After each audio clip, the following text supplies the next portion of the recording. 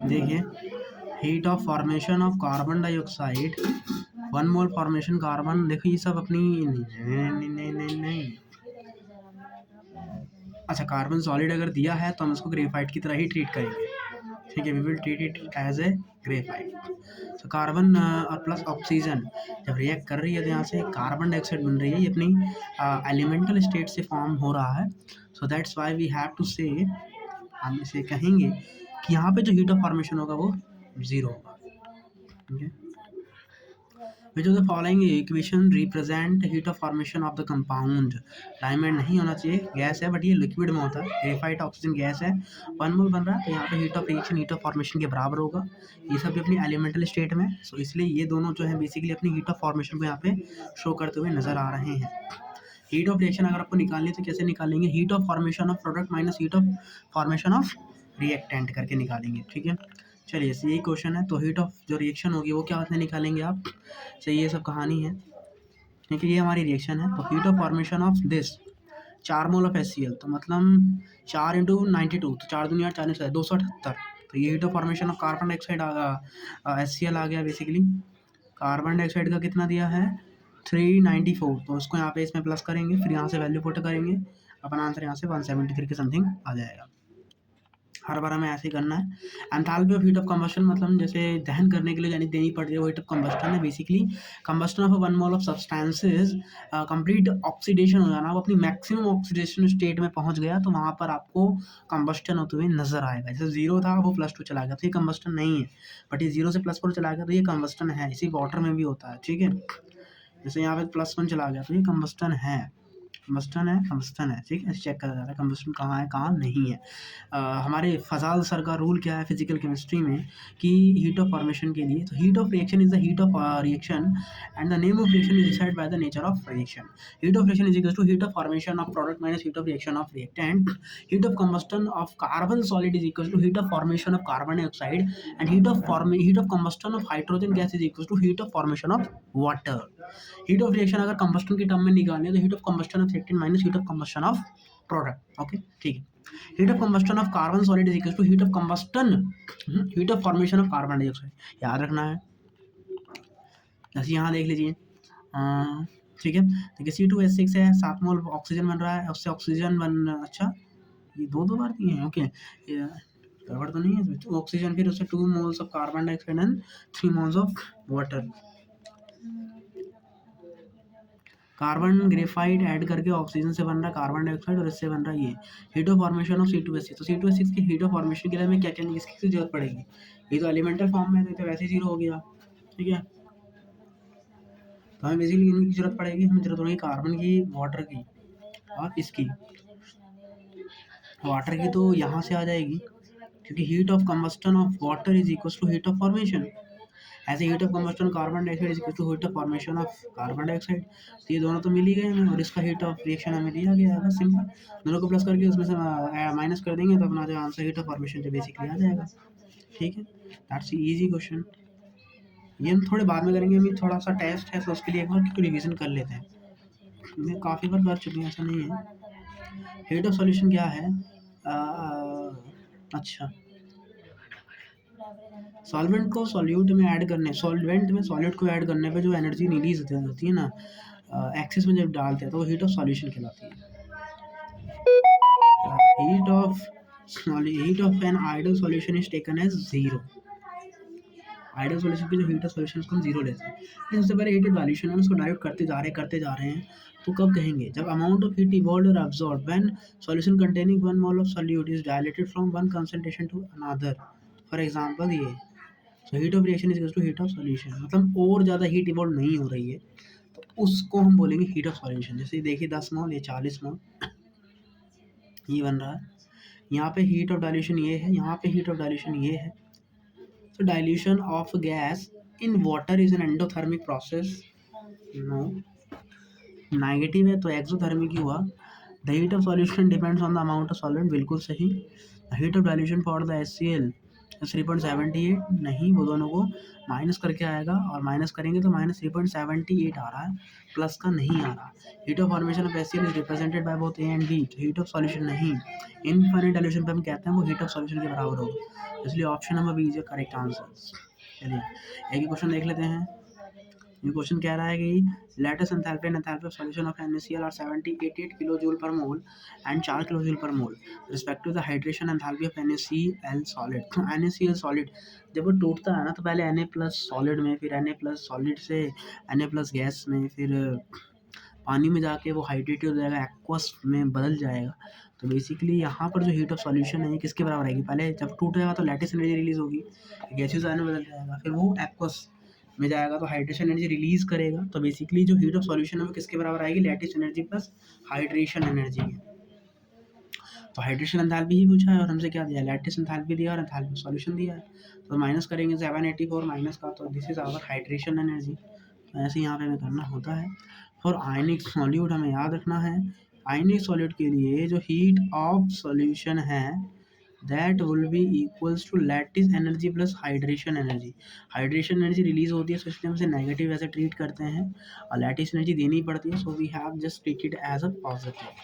ठीक है, यहाँ पे भी heat of solution is to lattice energy plus hydration energy. जो क्वेश्चन रह गए हैं उसको हम फर्दर नेक्स्ट टर्म इसको ट्राई करेंगे।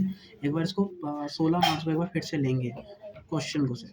क्वेश्चन मतलब सिर्फ इन जो बचे क्वेश्चन गए हैं। कॉपर सल्फेट 5H2 है, 70 किलो जूल पर मोल है और 12 किलो जूल पर मोल है। The heat of hydration of copper sulphate से कॉपर सल्फेट से 5H2 बन रहा है। The value of excess heat of solution of hydrous इतना दिया है और उसकी इतना दिया गया है। तो कॉपर सल्फेट से कॉपर डॉट 5H2 मतलब वाटर को ऐड करना है इसमें। वाटर को ऐड करने के लिए बेसिकली हमें क्या देनी पड़ेगी, माना एक्स देनी पड़ी हमें। फिर जब 5H2 से वो कॉपर सल्फेट में बदल गया, हाइड्रेशन हो गया, तो हमें एनर्जी देनी पड़ी +12 किलो जूल और टोटल प्रोसेस में -70 लगी है। Heat of hydration basically release होगी वहाँ से, तो -17 इज इक्वल्स टू +12, तो -82। 82 इज योर करेक्ट आंसर। आइए heat of neutralization, when acid and base react to give 1 mole of water.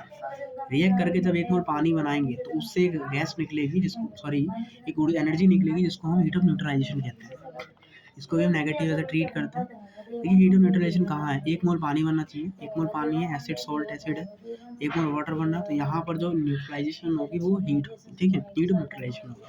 Strong acid और स्ट्रॉन्ग बेस जब आपस में रिएक्ट करते हैं तो 1 मोल वाटर बनाते हैं, और वहाँ पे जो हीट जो इन्वॉल्व होती है हम उसको एज्यूम करके चलते हैं -13.7 किलो कैलोरी आता है, या फिर 57.3 जूल, या तो 13.7 किलो कैलोरी, क्योंकि इवॉल्व हो रही तो माइनस तो लेना ही है, ये अंडरस्टूड, या फिर -57.3 किलो जूल। आई होप आप हमारा अच्छे से रिवीजन हुआ इसका। वीक एसिड स्ट्रॉन्ग बेस, सी एसिड है, वीक एसिड है, तो यहाँ पर अपने को एक आयनाइजेशन एनर्जी और देनी पड़ेगी। तो जो एनर्जी निकलेगी वो क्या होगी, 13.7 में से एक्स और माइनस कर देंगे तो जो एनर्जी निकलेगी वो रिलीज होगी। ठीक है, यहाँ पे सब कुछ लिखा गया है, एक बार इसको हम अच्छे से पढ़ लेते हैं। स्ट्रॉन्ग एसिड स्ट्रॉन्ग बेस है, 13.7 किलो कैलोरी या 57.3 kilo joule. Weak acid strong base है तो हमें एक एक्स डिसोसिएशन एनर्जी और इसमें ऐड करनी पड़ेगी। वीक बेस है तो भी हमें डिसोसिएशन ऑफ वीक बेस की एनर्जी और ऐड करनी पड़ेगी, और दोनों ही वीक है तो वीक ऑफ एसिड की भी डिसोसिएशन डालनी पड़ेगी और बेस की हमें डिसोसिएशन यहाँ पे ऐड करनी पड़ेगी। While performing a thermodynamic experiment, the student made the following things. Okay, enthalpy of ionization, तो इसमें से माइनस कर देंगे, एंथैल्पी ऑफ आयनाइजेशन के बराबर आएगा, that is equal to given below neutralization. बिल्कुल ठीक है, मोनो बेसिक एसिड, हाँ ठीक है, material with 1 mole of H minus करने से acid combined 1 mole of OH minus करने का base to form 1 mole of water. दोनों सही कह रहा है, करेक्ट एक्सप्लेनेशन है। ठीक है, चलिए 400 ml वाटर है और ये मोल्स यहाँ से निकल गए अपने 0.08 मिली मोल, 600 के साथ कर रहे हैं, मोल्स आ गए 0.06 milli moles. Solution the increase in temperature, मतलब एनर्जी निकलेगी वो ml/T के बराबर कर देंगे, वहीं से अपना शायद काम हो जाएगा। सबसे पहले एनर्जी रिलीज कितनी होगी वो कैसे निकालेंगे, तो फटाफट देखिए, ये H2SO4 है, दोनों ही वीक है, स्ट्रॉन्ग है, तो 57.3 किलो जूल का समथिंग एनर्जी रिलीज होगी। क्वेश्चन में दिया है 57.1 तो 57.1 we have to be assume, no need to be taking as a worry of them. ठीक है, यहाँ से आ गया। अब लेकिन ये 1 मोल की है, पर मोल की निकालनी है, तो कितना मोल यूज़ हो रहा है? 0.06 मोल यूज़ हो रहा है, लिमिटिंग रीजन तो ये है। तो 0.06 से मल्टीप्लाई करके हमें इतनी एनर्जी मिलेगी, इतनी एनर्जी को बराबर कर देंगे एम एस डेल्टा टी के। अब मास क्या लेंगे? मास क्वेश्चन में दिया होगा, नहीं दिया तो देखिए 1 ग्राम सेंटीमीटर क्यूब डेंसिटी दी है, तो वहाँ से मास निकाल लेंगे, मल्टीप्लाई कर देंगे वॉल्यूम से, तो 1000 ग्राम हो जाएगा। मल्टीप्लाई करेंगे एंट्रोपी की 4.18 और मल्टीप्लाई कर देंगे डेल्टा टी के, और कुछ है चेंज इन टेम्परेचर कितना होगा बेसिकली। सो यहाँ से सॉल्विंग करेंगे और यहाँ से अपना 0.82 आ जाएगा। Our answer is this. ठीक है। अब फेज ट्रांजिशन के समय जो एनर्जी होती है वो एंथैल्पी फ्यूजन होती है बेसिकली H2 से। मच्छर काट रहे हैं यार। चलिए, enthalpy fusion, the total enthalpy change freezing 1 mole of water 10 degree celsius to rise at -10 degree celsius. देखिए 10 डिग्री सेल्सियस 1 मोल्स है। अब वो टूटेगा तो हाइड्रेशन कुछ एनर्जी को रिलीज करेगा ही। सो जैसे 1 मोल्स है और -10 में जाएगा, फिर 1 mole of water 10 degree Celsius से -10 में जाना है उसे, हमें उसको फ्रीज करना पड़ेगा, उसे एक्स्ट्रा एनर्जी खींचनी पड़ेगी बेसिकली। तो 10 को पहले 0 पे चेंजना पड़ेगा और फिर 0 से उसे 0 पे आइस में, फिर आइस से वहाँ भेजना पड़ेगा। ठीक है। तो जस्ट बेसिकली यहाँ पे जो एनर्जी होगी हमें बेसिकली एनर्जी निकालनी पड़ेगी, रिलीज करवानी पड़ेगी, इसलिए -1 पहले ही लगा रहे हैं। तो -10 टाइम्स ऑफ एनर्जी को मैंने वाई बोल दिया। Heat of N C P delta T होगी, तो यहाँ से हमने हीट निकाला -10 आ गई। अब यहाँ से हमें इसको फ्यूजन वो देना पड़ेगा, एम एन फ्यूजन वाली एनर्जी हमें यहाँ पे देनी पड़ेगी, और क्वेश्चन में दिया है fusion energy x kilo joule पर मोल है। तो कितने कॉन्स्टिट्यूएंट पार्टिकल्स हैं? तो 1 मोल्स हैं।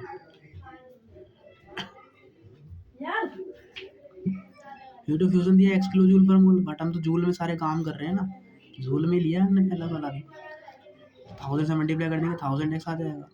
अब इसे हमें एम एस डेल्टा टी देना पड़ेगा। अरे यार जैसे फिजिक्स में करते हैं ना, जैसे वही है ये पिंडा। ठीक है, तो that is same thing. Vaporization, vaporize करवाने की एनर्जी देनी पड़ रही है, वो है ये 10.5 किलो कैलोरी पर मोल। हीट ऑफ एटमाइजेशन, एटम्स का basically when 1 mole of any compound is dissociate into its constituent atom in a gaseous state, मतलब उनके छोटे छोटे एटम्स में उनको उसकी कंस्टिट्यूएंट स्टेट्स में डाल दे, वो भी गैस में, तो हमें जो एनर्जी लगेगी वो हीट ऑफ एटमाइजेशन होगी। ठीक है। जैसे यहाँ देखिए हाइड्रोजन को H में बदल रहे हैं कंस्टिट्यूएंट स्टेट में, सो ये हीट ऑफ एटमाइजेशन है। ऐसी सारी हैं, लिक्विड, आयोडीन, सॉलिड जो भी है स्लो। दिस इज इंपॉर्टेंट, मतलब सभी प्रकार की एनर्जी को लेना और उन सभी को जोड़ के टोटल एनर्जी के बराबर कर देना, ही हमारा हैस्लो कहलाता है। बॉन्ड एनर्जीज हैं क्या? यहाँ मैं फंसता हूँ, आई जस्ट टू सी, और इसके बाद हमारा ये चैप्टर फिनिश। देखिए सो है बॉन्ड एनर्जी क्या कहती है? बॉन्ड एनर्जी कहती है amount of energy required to break 1 mole of particular type of bond between the atom into the gaseous states.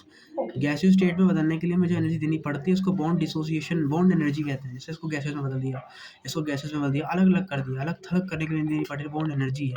In a molecules we have only one type of one bond.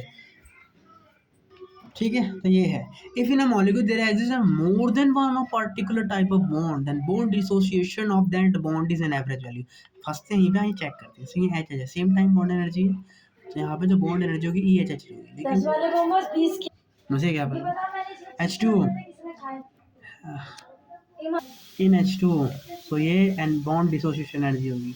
देखो bond dissociation energy यहाँ लगेगी, bond dissociation energy यहाँ लगेगी, तो यहाँ पे energy अगर ए लगी है, यहाँ पे एनर्जी अगर बी लगी है, तो नेट जो एनर्जी होगी वो इनका एवरेज होगी। तो हमें याद रखना है।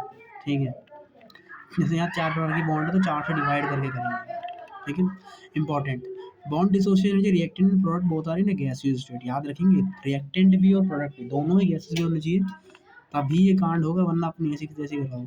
एटमाइजेशन में ऐसा कुछ नहीं होता, वो अपनी कंस्टिट्यूएंट स्टेट से गैसियस में बदल रहा है, एटम्स में ब्रेक हो रहा है, तो वो हो भी सकता नहीं, बस as it is viz like a bromine liquid and gas.